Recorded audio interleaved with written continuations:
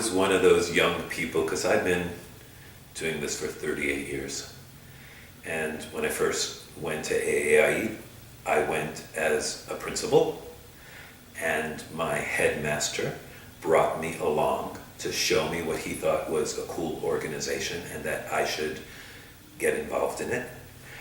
And I saw a lot of what I considered at that time graying people, and I didn't perceive myself 38 years ago as a graying person. So I felt awkward there at first. I didn't know a lot of the people, although I knew some of the people from Latin America because I've concentrated my time in Latin America. And at that time, AAIE didn't have, at the conference, like a welcoming for new people. Since one of the things we added in the year, I don't remember, I think it was just before I became president and during the time I was president, a reception of recognition for all new people joining the organization, welcoming them, having them come to a cocktail, bringing people who are important to it and people that are new to it, and making them feel that they're welcome and a part of the organization. And I know that the new people that join now feel more welcomed than I did back in the 80s. But at the same time, I saw value in the networking that takes place at a conference like that, and uniquely people from all over the world taking a break to share their experiences at that particular conference in the middle of their academic year and sharing their expertise. I found it exciting. So I stayed and I kept going and I kept going.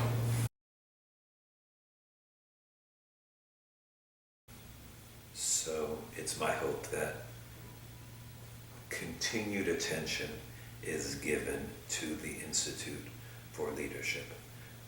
I know that Yolanda is working on other types of programs like mentorships,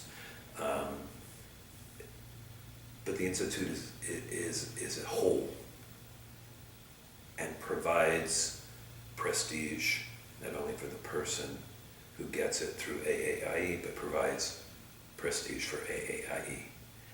And this year, for the first time, it also is a money-making endeavor for AAIE. So we invested a lot of money in the first couple of years, and Don Jacobs' company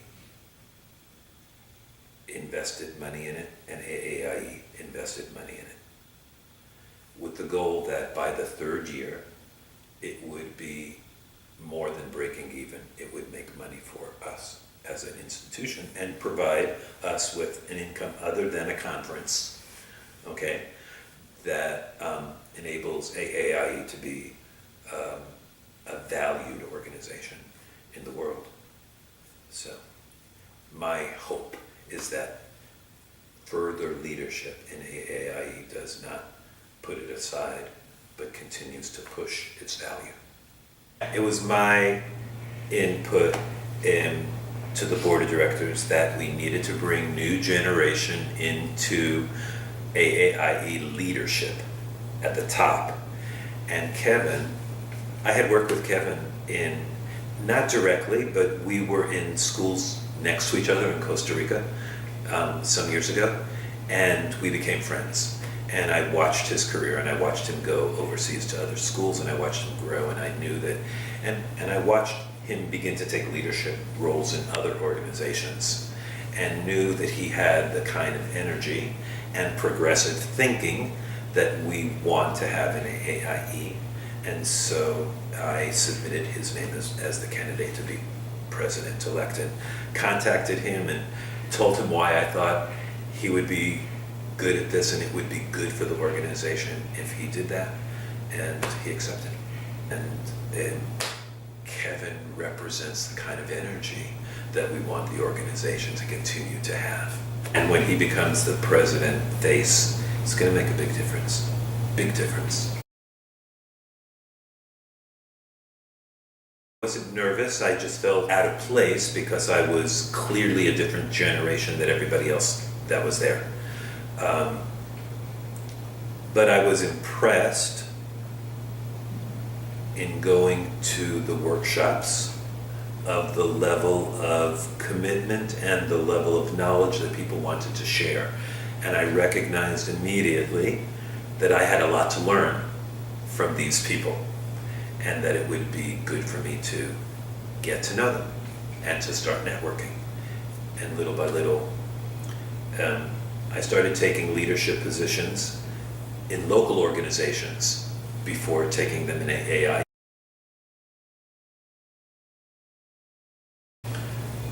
So organizations like AAIE that allow the reach out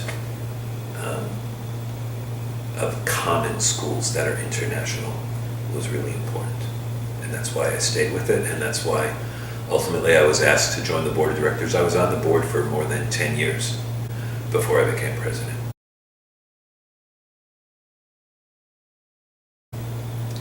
Some people are born with a grain of exploration that's different than other people. And I chose to go to a university. It was an experimental university that sent their entire sophomore class to India. I had never been out of the United States in my life, and in 1969 to go to India was a pretty outrageous thing to do. It opened my eyes to the world. It opened my eyes to the potential of doing something different, and that later made me make the decision to join the Peace Corps. So after I graduated and went to law school and decided that law school wasn't what I wanted to do, I went into the Peace Corps and continued to give to a group of people somewhere in the world that had a need that I could contribute to helping. And that made me feel great. And when I finished the Peace Corps, I came back to the United States and I worked for the American government for a year and got bored again and said, you know what? This overseas thing that I've experimented with is a lifestyle, and I'm going to try to see if I could make it my full-time lifestyle. So I applied for teaching jobs in Latin America because I had a fantasy about Latin America and Latin American women. And I accepted an offer in Venezuela. At that time, Venezuela was one of the best places to be in all of Latin America. Right now, it's probably the worst place to be in all of Latin America, unfortunately. But I married a Venezuelan. My kids were born in Venezuela, and Latin America got into my blood, and I stayed in Latin America, although not in Venezuela, but a total of 38 years. So I stayed 16 years in Venezuela. Went to Costa Rica for 6, and then went to the Dominican Republic for another 16. So yeah, it got into my blood. When I went to Venezuela and took my teaching job there, I remember saying to my mom, I'll see you in a year or 10. Which was my way of saying, I'm going to either like this decision and I'm going to stay for a long time, or I'm not and I'll be right back. And I didn't go back until August 2015. So I'm going to go back to what I told you about the university that I chose. It was a very progressive university and way ahead of its time in 1968. It was non-graded. It was multi-disciplinary. So no class ever had one teacher. Every class had at least 3 full professors, and they integrated the disciplines. And I ended up majoring in international relations and cultural anthropology. The concept of cultural anthropology and the effect of cultures on how people think and how people live their lives and how people are different from one place to the other became a really important part that defined me, Jack Delman. So taking those skills and going to Venezuela, Costa Rica, you would think that in Latin America the cultures are the same. They're not. They're not at all. They're extremely different. And they have different roots and different reasons why they are the way that they are. And the Dominican Republic, the same thing. So understanding cultures, understanding people, accepting them for who they are, accepting that the way a person thinks is quite often influenced by their culture, and there are reasons why they think that way, and if you don't judge it and you try to understand it, you can help relate to them better. And sometimes you can help them understand you better because you know what it is culturally that's not clicking between the two of you.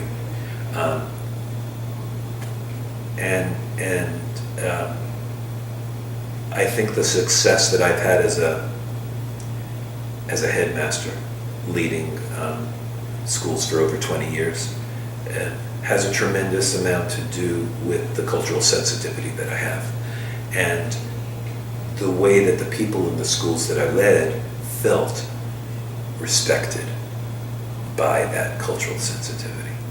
And it helped create, international schools sometimes have difficulties between their foreign hired people and their local hired people. Some of those differences have to do with just financially the way that people are paid, because people that come from overseas sometimes receive benefits that people that are hired locally don't receive. And so there are resentments that are built up. But there are plenty of things you can do if you understand the culture for the local hired people to make them feel special as well in different ways. And I think I managed to do that where I was. And I think that had I not had the cultural anthropology background and the experience in India before and the experience in Micronesia where I was in a tiny little island in the middle of the Pacific as a Peace Corps volunteer, my sensitivity to language, I can pick up languages pretty quickly, and I understand the nuances of the use of words in a language. In Spanish, there are many words for the same thing, and in one culture, it can be extremely offensive, and in another culture, it can mean absolutely nothing but flattery. And if you don't know those things, sometimes you can get yourself in big trouble.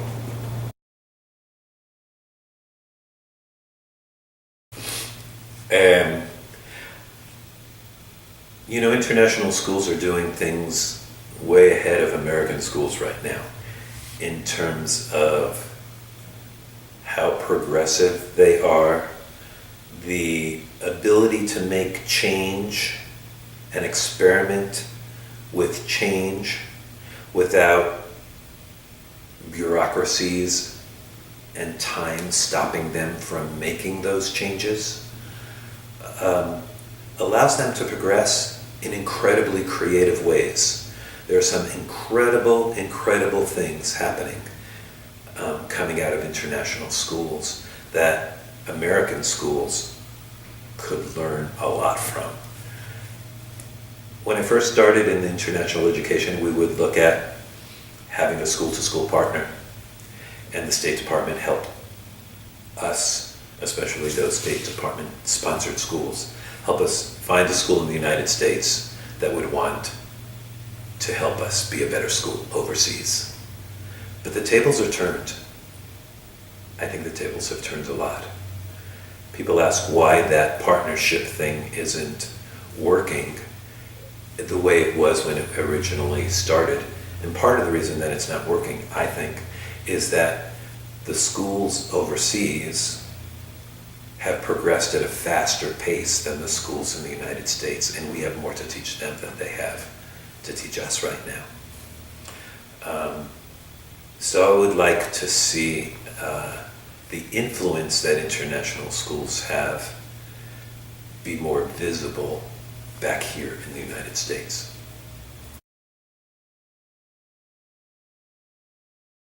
And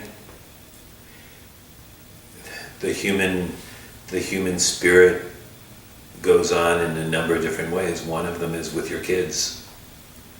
But your school is like your kid. And your kids in the school are like your kids.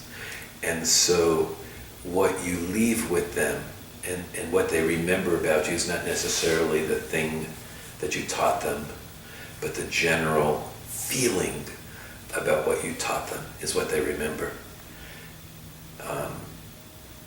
And that's what, those will be the pieces of Jack that are left when Jack's not around anymore. So your question was in regard to Hall of Fame.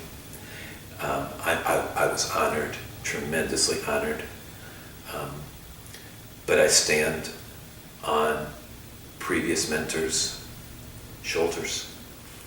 And the only thing, I asked to say something when I got my award, and I wanted to recognize some of those mentors to me who taught me the value of contributing and making connections and doing that type of thing. Well, I don't know. I mean, I think you can tell from my energy, I pretty much love what I do, and I really strongly believe in the role that AAIE can play in bringing people together.